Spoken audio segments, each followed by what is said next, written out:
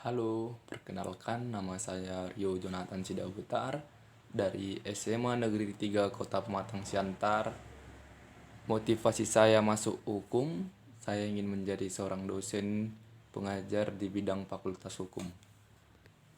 Tujuan mempelajari PHI adalah untuk mengetahui tujuan hukum di Indonesia. 1. Untuk mengetahui macam-macam hukum di Indonesia. 2.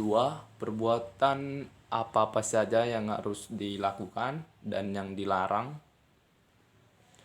Kedudukan hak dan kewajiban setiap warga negara di dalam negara. 4. Macam-macam lembaga-lembaga penyelenggara di dalam negara dalam bidang legislatif, eksekutif, dan yudikatif. 5. Prosedur dalam melaksanakan hukum di Indonesia dan prosedur birokrasi dalam negara.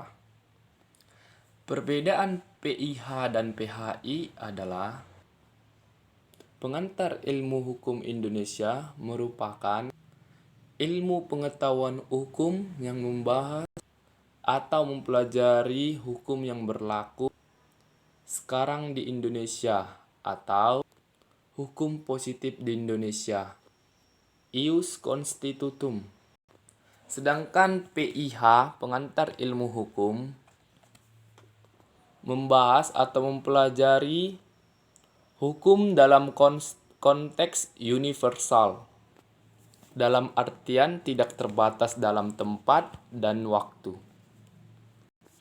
Pembagian PIH ada beberapa. Di PIH ada ilmu hukum positif dan terbagi menjadi dua, yaitu sumber hukum formil dan sumber hukum material. Sedangkan untuk pembagian dalam pengantar hukum Indonesia, ada hukum pidana, hukum perdata, hukum administrasi, hukum acara, hukum tata negara, hukum Islam, hukum adat, dan hukum internasional. Sejarah perkembangan hukum di Indonesia. Ada beberapa fase dalam masa penjajahan, yaitu fase kolonial, fase prokolonial, fase kemerdekaan, dan fase setelah reformasi. Fase kolonial biasa disebut dengan fase penjajahan.